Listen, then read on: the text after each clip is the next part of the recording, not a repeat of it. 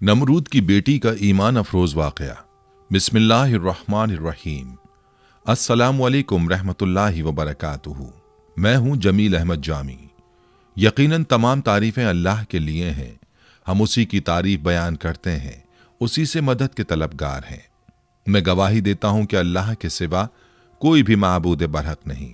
नाज़रीन, नमरूद दुनिया का वो वाहिद बादशाह था जिसने पूरी दुनिया पर हुकूमत की थी। ये काफिर था और जिना ज्यादा था। ये वो पहला शख्स था जिसने अपने सर पर ताज रखा था और खुल्लम खुल्ला खुदाई का दावा किया था। नमरूद के दौर में हज़रत इब्राहीम अलैहिस्सलाम मबूस बा रिसालत हुए और हज़रत इब्राहीम अलैहिस्सलाम ने ही नमरूद के बुतों को तोड़ा, जिसकी वजह से नमरूद ने हज़रत इब्राहीम अलैहिस्सलाम को आग में फेंका।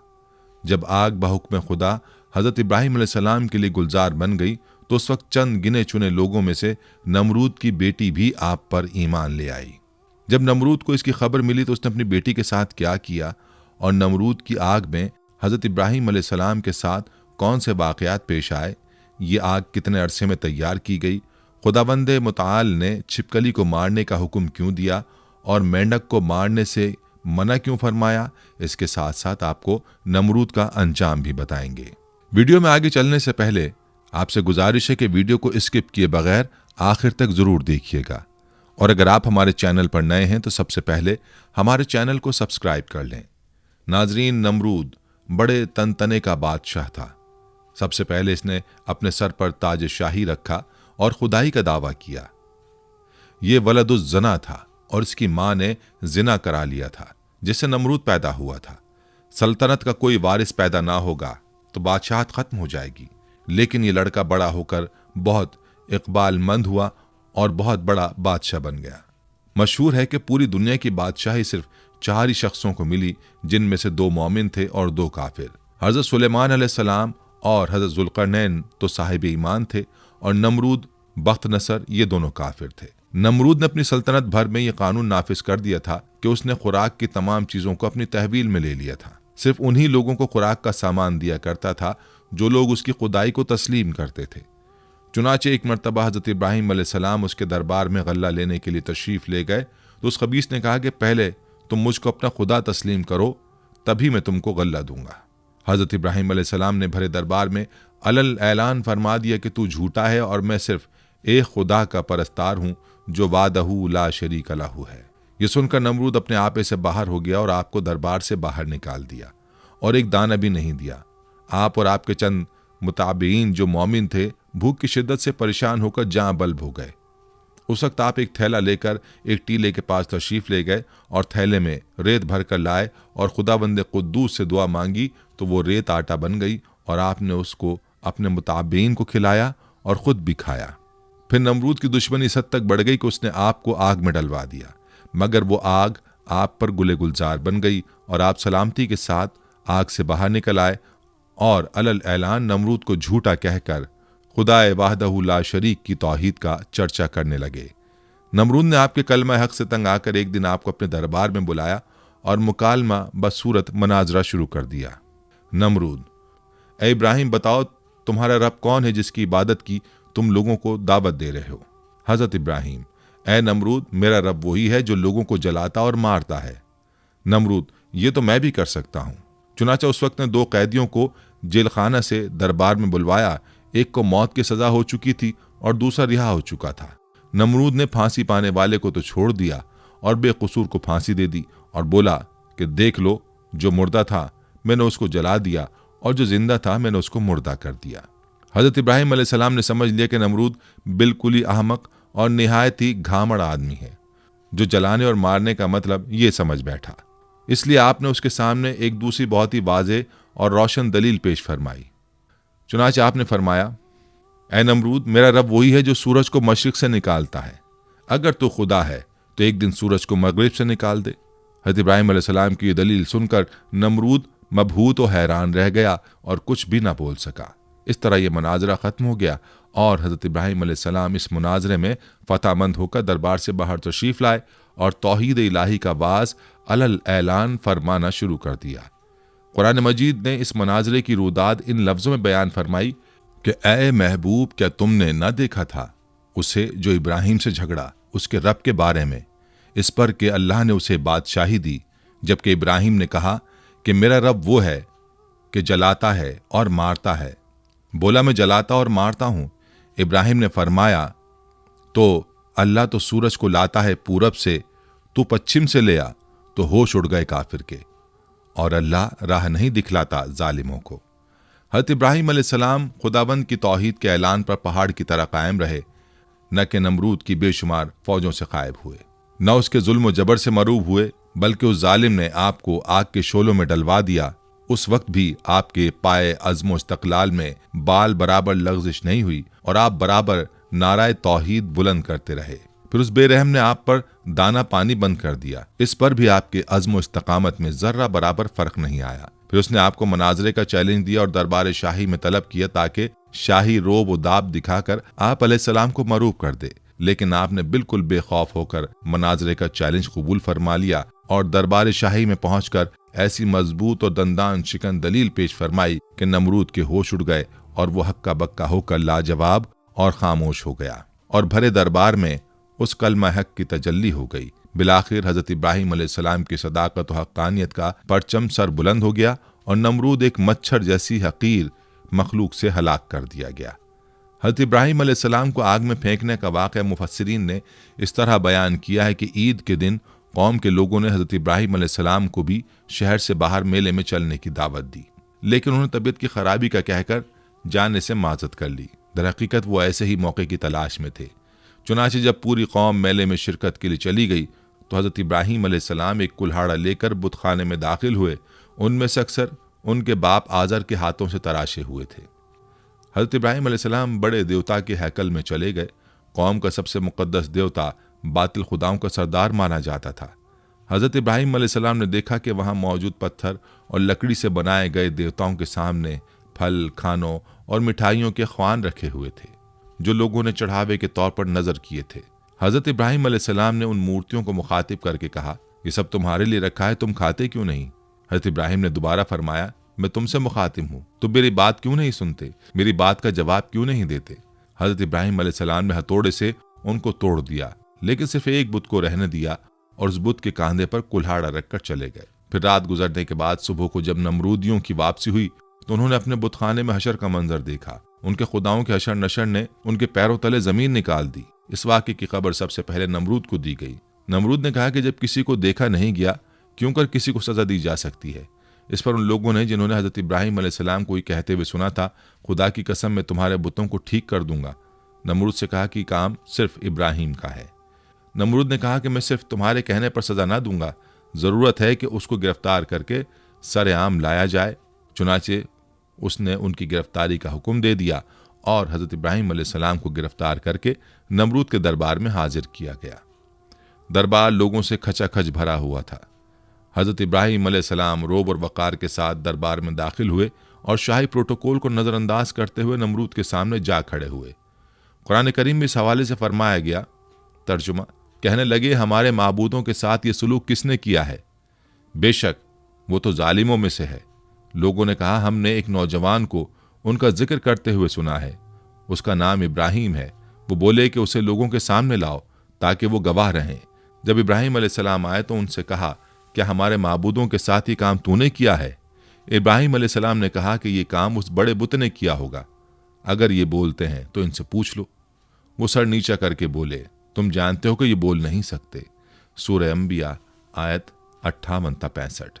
हजरत इब्राहिम अलैहिस्सलाम का ये अमल जहां साहिब इख्तिदार लोगों और खुद नमरूद पर बिजली बनकर गिरा, वहीं इस अमल से अवामुन्नास के दिलों में हजरत इब्राहिम अलैहिस्सलाम की जुर्रत और हौसले की दाग बैठ गई। मजहबी पेशवाओं ने पुररोब आवाज में पूछा, ए इब्राहिम, हमारे बुतों की तौहीन किसने की है? हजरत इब्राहिम ने जवाब दिया, हथौड़ा बड़े बुत के कांधे पर है, उससे पूछो ये सब किसने किया है। पुजारी निदामत और शर्मिंदगी से सर झुका के बोले, इब्राहिम, तुम खूब जानते हो कि पत्थर की मूर्तियां बोलती नहीं है।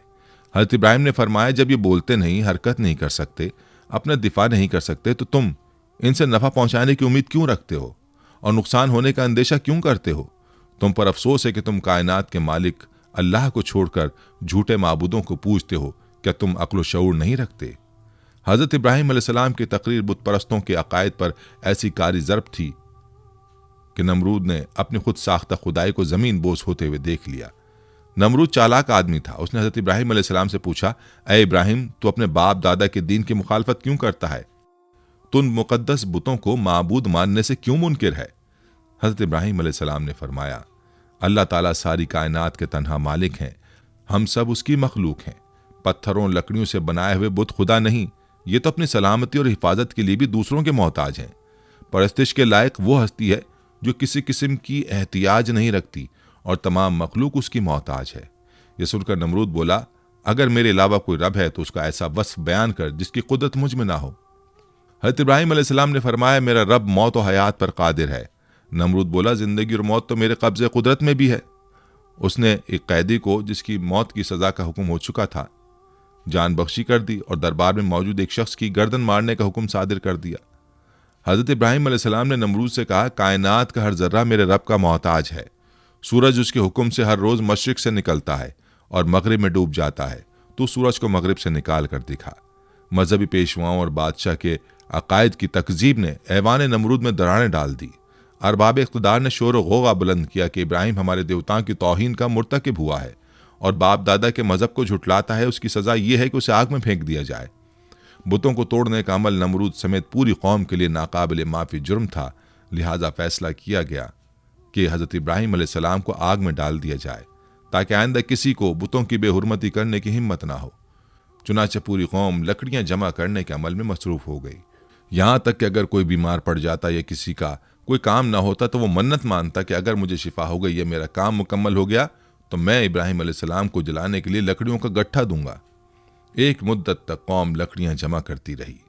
जब लकड़ियों का पहाड़ खड़ा हो गया तो एक बहुत गहरी खंदक खोदी गई। लकड़ियों के उस ढेर को उसमें डाला गया। अजाइबुल क़साइस अल्लामा अब्दुल वाहिद बिन मोहम्मद अल मुफ्ती सफ़ा नंबर 87 में है कि नमरूद ने उनको गिरफ्तार करके कि लोहे वाले तंदूर में बंद करा दिया और उसमें भरपूर आग जलवा दी। काफ़ी देर के बाद जब उन्हें बरामद किया तो जैसे कि वो तैसे थे, यानी उनको कोई गजन उस आग से ना पहुंची। नमरूद ने हुक्म दिया इन्हें कैद खाने में बंद कर दिया जाए, उनको ख़त्म करने का कोई और हल तलाश किया जाए। चुनाचे एक रिवायत की बिना पर 40 दिन और एक रिवायत की बिना पर 7 साल कैद में रखा और उस दौरान उन्हें नजर आतिश करने का फैसला किया। बारिवायत मारिज नबूवत नमरूद ने बामकाम कूसा, जो कूफा में है, एक 4 दीवारी तैयार करवाई जिसकी लंबाई 4 फरसख और चौड़ाई 4 फरसख थी। उसकी बुलंदी 100 गज थी। और बारिवायत रोज़तुल सफ़ा, उसकी लंबाई 60 गज, चौड़ाई 40 गज और बुलंदी 20 गज थी। जब 4 दीवारी मुकम्मल हो गई तो उसने हुक्म दिया कि इसे अच्छी जलने वाली लकड़ियों से भर दिया जाए। चुनाचे उसे लकड़ियों से पुर कर दिया गया। एक रिवायत में है कि ये 4 दीवारी 1 माह में पुर की गई और चारों तरफ वो जलने लगी। जब उसके शोले भड़के तो उन्होंने मीलों यह आलम पैदा कर दिया कि कोई करीब ना जा सकता था, कोई परिंदा फजाए बाला तक उस पर से गुजर ना सकता था। तिबरी में है कि आग को भड़काने में 2 साल लगे थे। उसमें यह भी है कि 4 दीवारी के बाहर भी लकड़ियां जमा की गई थीं। आग तो रोशन कर दी गई, लेकिन अब कोई रास्ता ऐसा ना था कि हज़रत इब्राहिम अलैहिस्सलाम को आग में डाला जा सके, क्योंकि करीब कोई नहीं जा सकता था। लोग इसी तरद्दुद और मशवरे में थे कि शैतान ने उन्हें मंजनीक बनाने का मशवरा दिया और बनाने की तरकीब बताई। जब मंजनीक तैयार हो गई तो उसने उसमें पहले एक बड़ा पत्थर रखकर फेंका। जब तजर्बे ने बता दिया कि मंजनीक ठीक बन गई है और काम ठीक कर रही है तो हज़रत इब्राहिम अलैहिस्सलाम के हाथ पांव बांधे गए और गले में भी तौक़े आहिन डाला गया। फिर मंजनीक में बिठाकर उन्हें फेंका गया।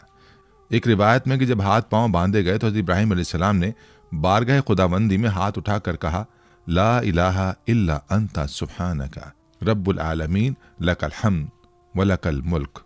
ला इलाहा इल्ला अंता सुब्हानका रब्बुल आलमीन लकल हम्द व लकल मुल्क। हज़रत इमाम बुखारी रहमतुल्लाह अलैह ने हज़रत इब्न अब्बास रज़ी अल्लाह अन्हु से रिवायत की है कि जब हज़रत इब्राहिम अलैहिस्सलाम को आग में फेंका गया तो उन्होंने कहा, हस्बुनल्लाहु व निअमल वकील।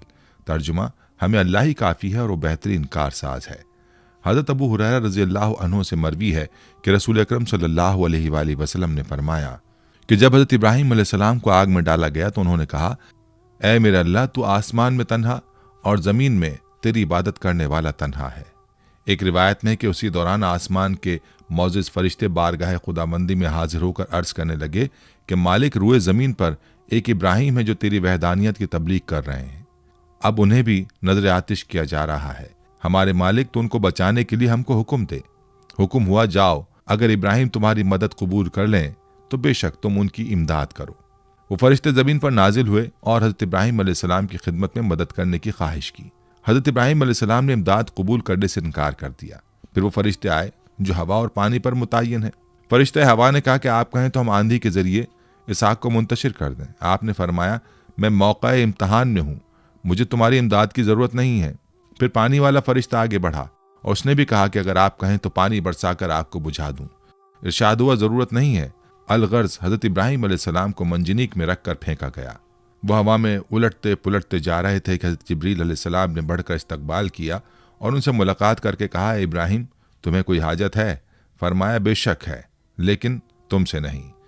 फिर हज़रत जिब्राइल अलैहिस्सलाम ने कहा कि अच्छा, मालिक ही की तरफ रुजू करो। कहा, सवाल की ज़रूरत नहीं, हमारे हाल का उसे इल्म होना ही काफ़ी है। मुख्तसर ये कि हज़रत इब्राहिम अलैहिस्सलाम भड़कते हुए शोलों में पहुँचे, फिर नीचे की तरफ आग के दरमियान वारिद हुए। फरमाने बारी ताला आग को पहुँच चुका था। ऐ आग, सलामती के साथ इब्राहिम के लिए ठंडी हो जा। आग गुले गुलजार बन गई, फूलों की कसरत हो गई। सिद्दीक़ा बयान है कि फरिश्तों ने हज़रत इब्राहिम अलैहिस्सलाम को ज़मीन पर बिठा दिया। उनके बैठते ही उनके करीब चश्मा जारी हो गया, गुलाब और नरजिस के फूल खिल गए। एक रिवायत में हज़रत इब्राहिम अलैहिस्सलाम जो ही वसत आग में पहुँचे, हज़रत जिब्रील अलैहिस्सलाम ने फ़ौरन बलूल का एक तख्त बिछाकर उस पर उन्हें बिठाया। उनके तख्त पर बैठते ही चश्मा आब जारी हुआ और गिर्द गिर्द फूलों के दरख्त नुमाया हो गए। एक रिवायत में कि जली हुई लकड़ियों के बाकी हिस्से को, जो जलने से रह गया था, उसे हज़रत जिब्रील अलैहिस्सलाम ने ज़मीन में नस्ब कर दिया और उससे हरे भरे दरख्त पैदा हो गए जिनमें ताज़े फूल लगे हुए थे। उसी दौरान में नमरूद ने अपने मीनार पर जाकर इब्राहिम अलैहिस्सलाम की तरफ जो निगाह की तो उन्हें जन्नत नुमा गुलजार में बैठा हुआ देखा। उसे ख्याल था कि वो जल भुनकर राख हो गए होंगे। जब उसने उन्हें इस हाल में देखा तो बहुत हैरान हुआ और उसके दिल में ख्याल पैदा हो गया कि आपको ये आग नहीं जला सकी और आप सही और सालिम बरामद होंगे तो लाज़िम मेरे लिए और ज़्यादा मुज़र साबित होंगे। यही कुछ सोचकर उसने अपने कारकुनों को हुक्म दिया कि मंजनीक के ज़रिए से इब्राहिम पर पत्थर फेंके जाए। चुनाचे बड़े बड़े पत्थर उस राख में फेंके गए। वो पत्थर बारिवायत अजाइबुल क़सस सफ़ा नंबर 88 एक मकाम पर हवा में जमा हो गए और बाहुक्म खुदा बादलों की सूरत इख्तियार करके बरसने लगे, जिसके नतीजे में उस हिस्से के अलावा जो गुलजार बना हुआ था, जिस कदर भी आग इस तवील चार दीवारी में थी, सब बुझ गई। अल्लामा मुस्जद तहरीर फरमाते हैं कि दुनिया में सबसे पहले जो मंजनीक बनाई गई थी वो वही थी जिसमें रख कर हज़रत इब्राहिम अलैहिस्सलाम को आग में डाला गया। यह मंजनीक मकाम कूसा में, जो कूफा की एक गांव कंजारा में वाक़ शैतान के हाथों बनी थी। उन्होंने हयातुल क़ुलूब के सफ़ा नंबर 90 में तहरीर फरमाया है कि हज़रत इब्राहिम अलैहिस्सलाम को जब हाथ पांव बांध कर मंजनीक में रखा तो उनके चचा आज़र, जो हुकूमत नमरूद का वजीर था, हज़रत इब्राहिम अलैहिस्सलाम के पास आया और उनके रुखे मुबारक पर एक तमाचा मारकर कहा, अब भी अपनी हरकत से बाज आ जा और नमरूद की खुदाई को तस्लीम कर ले। हज़रत इब्राहिम अलैहिस्सलाम ने फरमाया, जो खुदा है खुदाई उसी की तस्लीम की जाएगी और उसी की तस्लीम शुदा है। ये ना खुदा है ना इसकी खुदाई मानी जा सकती है। एक हदीस में है कि हज़रत इब्राहिम अलैहिस्सलाम के लिए आग ठंडी हुई तो उसका असर 3 दिन तक दुनिया की तमाम आग पर रहा और उसमें ठंडक आ गई थी। उलमा फरमाते हैं कि अगर अल्लाह ताला ठंडी के साथ सलामती वाली ना कहता तो उस आग की ठंडक हज़रत इब्राहिम अलैहिस्सलाम के लिए नाकाबिले बर्दाश्त होती। बहरहाल ये एक बड़ा मौज़ा है जो आसमान से बातें करती हुई दहकती भड़कती आग के गुले गुलजार बन जाने की सूरत में हज़रत इब्राहिम अलैहिस्सलाम के लिए अल्लाह की मशीयत से ज़ाहिर हुआ और इस तरह अल्लाह ने अपने नबी को मुशरिकीन की शैतानी साजिशों से महफूज फरमाया। अल्लामा इब्न कसीर क़ससुल अंबिया में तहरीर करते हैं कि इब्न अब्बास रज़ियल्लाहु अन्हुम और सईद बिन मुसैब से मरवी है कि जिस वक्त हज़रत इब्राहिम अलैहिस्सलाम को आग के सुपुर्द किया जा रहा था उस वक्त बारिश बरसाने वाला फरिश्ता सख्त इस्तराब और परेशानी के आलम में कह रहा था कि कब मुझे हुक्म मिले कि मैं मूसलाधार बारिश बरसाऊं। लेकिन अल्लाह का हुक्म उसकी सोच से भी ज्यादा बरक रफ्तार था और अल्लाह ने खुद ही आग को हुक्म फरमा दिया। उन नाजुक लम्हात में हज़रत जिब्रील अलैहिस्सलाम उनके साथ थे और आप अलैहिस्सलाम की जबीन अथर पेशानी से पसीना पहुँच रहे थे। उस पसीने के अलावा कोई और तकलीफ आपको नहीं पहुंची। हज़रत काब बिन अहबार रज़ियल्लाहु अन्हु बयान फरमाते हैं कि जिस रोज़ हज़रत इब्राहिम अलैहिस्सलाम को आतिश नमरूद के सुपुर्द किया गया उस रोज़ आग से तपिश और गरमाइश ख़त्म कर दी गई थी, जिसकी बिना पर ना लोगों के चूल्हे गर्म हो सके और ना ही आग से कोई काम लिया जा सका। हज़रत काब रज़ियल्लाहु अन्हु ने मजीद फरमाया कि उस रोज़ आग ने हज़रत इब्राहीम अलैहिस्सलाम से बंधी हुई रस्सी के अलावा कुछ और न जलाया। हज़रत सादी रहमतुल्लाह अलैह फरमाते हैं कि हज़रत इब्राहीम अलैहिस्सलाम के साथ साया करने वाला फरिश्ता भी था और 1 मील तक साया, ठंडक और सलामती थी और सरसब्ज बाग गुलो गुलजार बन गया था, जबकि आसपास आग अपने शोलों और शरारों के साथ भड़क रही थी और लोग हज़रत इब्राहीम अलैहिस्सलाम की तरफ देख रहे थे। सुभान अल्लाह। हज़रत अबू हुरैरा रज़ियल्लाहु अन्हु से मरवी है कि हज़रत इब्राहीम अलैहिस्सलाम के वालिद के कहे हुए कलमात में सबसे अच्छे कलिमात वो हैं जो आज़र ने अपने बेटे को आग के अंदर इस हालत में देखते हुए कहे, जिसका तर्जुमा है, ए इब्राहीम, तेरा परवरदिगार बेहतरीन परवरदिगार है। इब्न असाकर रहमतुल्लाह अलैह हज़रत अकरमा रज़ियल्लाहु अन्हु से रिवायत करते हैं कि हज़रत इब्राहीम अलैहिस्सलाम की वालिदा ने जब अपने लख्त जिगर को गुलो गुलजार में यूं मुतमईन देखा तो पुकारा, ए मेरे बेटे, मैं भी तेरे पास आना चाहती हूँ, अल्लाह से दुआ कर कि तेरे इर्द गिर्द की आग की हरारत से मुझे निजात दे।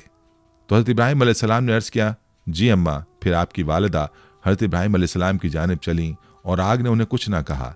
फिर बेटे के पास पहुंचकर बेटे को गले लगाया और बोसा देकर वापस लौट आईं। हज़रत मिनहाल बिन उमरो से मरवी है, फरमाते हैं कि मुझे खबर पहुंची कि हज़रत इब्राहीम अलैहिस्सलाम वहाँ गुलो गुलजार में 40 से 50 दिन ठहरे। उन्होंने फरमाया कि दिनों और रातों में मैंने उससे अच्छी ज़िंदगी नहीं गुजारी और मेरी तमन्ना रही कि मेरी तमाम ज़िंदगी इसी तरह की हो जाए। कुफ़ार और मुशरिकीन हज़रत इब्राहीम अलैहिस्सलाम से इंतकाम लेना चाहते थे, मगर जलील और रुस्वा हो गए। बुलंद होना चाहा लेकिन पस्त ख़ार हो गए। गालिब होना चाहा मगर मगलूब हो गए। क़ससुल अंबिया, अल्लामा इब्न कसीर, सफ़ा 168-169। शायर मशरिक़ हज़रत अल्लामा इक़बाल रहमतुल्लाह अलैह ने हज़रत इब्राहीम अलैहिस्सलाम के इश्क़ हक़ीक़ी को बड़े खूबसूरत अंदाज में पेश किया है। फरमाते हैं, बेखतर कूद पड़ा आतिश नमरूद में इश्क़, अक्ल है महवे तमाशाए लबे बाम अभी। हज़रत इब्राहीम अलैहिस्सलाम को आग में फेंके जाने का वाक़या और इसमें छिपकली का किरदार, जिसके बारे में तारीख़ की किताबों में मौर्रिख़ीन ने लिखा है कि जब नमरूद ने हज़रत इब्राहीम अलैहिस्सलाम को अल्लाह रब्बुल इज़्ज़त की वहदानियत की दावत देने पर आग में डालने का हुक्म दिया, तो उस वक्त ये वाक़या कुर्रे अर्ज़ का एक कर्बनाक सानहा था, जिसका जिक्र इंसानों के अलावा चरिंद परिंद, जिन्न और इंस सब के दरमियान हुआ। इस मौके पर एक रिवायत के मुताबिक जब चूंटी और छिपकली के दरमियान इस वाक़े का जिक्र हुआ तो चूंटी ने हज़रत इब्राहीम अलैहिस्सलाम की हिमायत की, जबकि छिपकली ने नमरूद की तरफदारी की थी। एक और रिवायत के मुताबिक जब हज़रत इब्राहीम अलैहिस्सलाम को आग में डाल दिया गया, इस मौके पर छोटे परिंदे भी अपनी इस्तिताअत के मुताबिक अपनी चोंच में पानी भर के उस आग में डाल रहे थे, ताकि यह आग हज़रत इब्राहीम अलैहिस्सलाम के लिए ठंडी हो सके। इसी मौके पर यही छिपकली थी जो उस आग को अपनी फूंकों से मजीद भड़काने की कोशिश कर रही थी। एक और रिवायत के मुताबिक एक बार एक सहाबी फ़क़ीह बिन मुग़ीरा रज़ियल्लाहु अन्हु की आज़ाद करदा एक ग़ुलाम औरत जब बीबी आयशा रज़ियल्लाहु अन्हा के घर गई तो उन्होंने वहाँ एक नेज़ा पड़ा हुआ देखा। उन्होंने बीबी आयशा रज़ियल्लाहु अन्हा से दरियाफ्त किया कि इसका क्या मकसद है, तो उन्होंने जवाब दिया कि ये छिपकली को मारने के लिए है, क्योंकि हुज़ूर अकरम सल्लल्लाहु अलैहि वसल्लम ने बताया है कि जब सारे जानवर हज़रत इब्राहीम अलैहिस्सलाम को बचाने की कोशिश कर रहे थे, तब ये छिपकली वाहिद जानवर थी जिसने आग को भड़काने की कोशिश की थी। हज़रत फ़ाकिहा बिन मुग़ीरा की आज़ाद करदा लौंडी साहिबा से रिवायत है कि सैयदा आयशा रज़ियल्लाहु अन्हा के पास एक नेज़ा हुआ करता था। मैंने उनसे पूछा कि आप इससे क्या काम लेती हैं?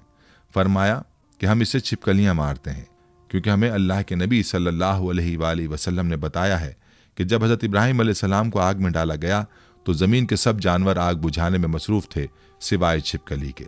वो आग को तेज़ करने के लिए फूंके मारती थी। चुनाचे रसूलुल्लाह सल्लल्लाहु अलैहि वसल्लम ने उसे मारने का हुक्म दिया है। सुनन नबी माजा हदीस नंबर 3231, सुनन मसनद अहमद हदीस नंबर 6504। नाज़रीन, हज़रत इब्राहीम अलैहिस्सलाम को जब आग में डाला गया तो आप अलैहिस्सलाम की उम्र 16 या 20 साल थी। आप अलैहिस्सलाम कितनी मुद्दत तक आग में रहे, इस सिलसिले में 3 अक़वाल हैं। बाज़ मुफस्सिरीन कहते हैं कि आप 7 दिन तक आग में रहे। मौरख़ीन का बयान है कि आतिश नमरूद के गुलजार बनने के वाक़यात और उसके दीगर हालात देखकर हज़रत लूत अलैहिस्सलाम और जनाब सारा ने ईमान ज़ाहिर किया और नमरूद की बेटी राजा भी ईमान लाई।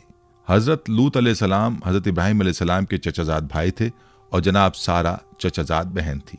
नमरूद की बेटी के ईमान लाने के मुतालिक अल्लामा अब्दुल वाहिद बिन मोहम्मद अल मुफ्ती बहावाला मारिजुल नबूवत में लिखते हैं कि नमरूद की बेटी राजा बड़ी ज़ीरक और होशियार लड़की थी। उसने जब हज़रत इब्राहीम अलैहिस्सलाम के आग में डाले जाने को देखा तो बड़े इसरार से अपने वालिद को इस बात पर राज़ी किया कि उसे उस मीनार पर जाने की इजाज़त दी जाए जिस पर सब लोग बैठकर हज़रत इब्राहिम अलैहिस्सलाम को देख रहे हैं। चुनाचे नमरूद ने इजाज़त दे दी और वो उस मीनार पर जा पहुंची। वहां पहुंचकर उसने हालात देखे। उसे देखकर बड़ा ताज्जुब हुआ कि आग गुले गुलजार बन गई और बलोर का तख्त उनके लिए लाया गया है। उसने बेसाख्ता आवाज़ दी, ए इब्राहिम, मैं ये क्या देख रही हूँ? ए इब्राहिम, ये हालात क्यों कर पैदा हुए? खुदा ने उसकी आवाज़ हज़रत इब्राहिम अलैहिस्सलाम तक पहुंचा दी। हज़रत इब्राहिम अलैहिस्सलाम ने जवाब दिया, जिसके दिल में अल्लाह की मार्फत हो उसे आग जला नहीं सकती। उसने कहा कि क्या मुझे इजाज़त है कि मैं आग में आप तक आ जाऊं? आपने फरमाया, तू कलमा पढ़ ले तो हमारे पास आ सकती है। उसने कलमा पढ़ा और चुपके से उतरकर हज़रत इब्राहिम अलैहिस्सलाम के पास जा पहुंची। जब आग के करीब पहुंची, उसे आग के किसी हिस्से ने नुकसान ना पहुंचाया और वो हज़रत इब्राहिम अलैहिस्सलाम तक जा पहुंची। वहां पहुंचकर उसने अपने ईमान की तजदीद की और वापस अपने घर बाप के पास चली गई। नमरूद को जब अपनी बेटी के ईमान लाने का वाक़या मालूम हुआ तो वह आग बगूला हो गया और अपनी बेटी से कहने लगा कि तौबा कर। उसने इनकार किया। फिर उसने जिद की और डराया, मगर उसने परवाह ना की। नमरूद जब उसे समझाने से आजिज हो गया तो उसने अपनी बेटी को जल्लादों के हवाले कर दिया। जल्लादों ने उसे धूप में लिटाकर उसके हाथ और पांव में मेखें ठोक दी। इधर जल्लादों ने उसे सजा दी, इधर खुदावंद ताला ने हज़रत जिब्राइल अलैहिस्सलाम को हुक्म दिया कि मेरी कनीज़ को वहां से तंदुरुस्त करके इब्राहिम तक पहुंचा दो। ये वाक़या हज़रत इब्राहिम अलैहिस्सलाम के आग से निकलने के बाद का है। हज़रत जिब्रील अलैहिस्सलाम ने नमरूद की बेटी राजा को हज़रत इब्राहिम अलैहिस्सलाम की खिदमत में पहुंचा दिया। चुनाचे वो उन्हीं के पास रही। बिलाखिर उन्होंने उसकी शादी अपने एक फर्जंद मदेन के साथ कर दी, जो कि सारा और हाजरा के अलावा कतूरा बीवी से था। फिर खुदा ने उसे ये इज्जत दी कि उसके सिलसिला रहम में बहुत से अंबिया को पैदा किया। बेशक ये दीन इस्लाम का हुस्न है कि जो भी उसकी आगोश में आ गया उसकी दुनिया और आखिरत दोनों संवर गई। हज़रत इब्राहिम अलैहिस्सलाम के असवाए हसना से उलमाए हक को सबक लेना चाहिए कि बातिल परस्तों के मुकाबले में हर किस्म के खौफ व हिरास और तकालीफ से बेनियाज होकर आखिरी दम तक डटे रहना चाहिए और ये ईमान और यकीन रखना चाहिए कि ज़रूर ज़रूर नुसरत खुदाबंदी हमारी इमदाद व दस्तगीरी फरमाएगी और बिलाखिर बातिल परस्तों के मुकाबले में हम ही फतहमंद होंगे और बातिल परस्त यकीनन खाइब व खासिर होकर हलाक व बर्बाद हो जाएंगे। हज़रत इब्राहिम अलैहिस्सलाम का ये तर्ज फ़िक्र व अमल, आपका ये उसवा तमाम हक परस्त आलिमों के लिए चिराग राह है और हकीकत यह है कि आपके असवाए हसना पर अमल करने वाले ज़रूर ज़रूर कामयाबी से हमकिनार होंगे। नाज़रीन, ये थी हमारी आज की वीडियो। हम उम्मीद करते हैं कि आपको हमारी आज की ये वीडियो ज़रूर पसंद आई होगी। अगर आपको हमारी आज की ये वीडियो पसंद आई है तो आपसे गुजारिश करते हैं कि आप हमारे चैनल को ज़रूर सब्सक्राइब कर लें और साथ ही लगे बेल के बटन को भी प्रेस कर लें ताकि आपके पास हमारी आने वाली मज़ीद मालूमाती वीडियोस का नोटिफिकेशन बर वक्त मिलता रहे। सब्सक्राइब के साथ साथ हमारी वीडियोस को लाइक भी करें और अपनी कीमती राय का इजहार कमेंट्स में ज़रूर करें। कमेंट्स में आप अपने सवालात भी हम तक पहुँचा सकते हैं। अल्लाह ताला आपको अपने हिफ्ज़-ओ-मान में रखे। आमीन।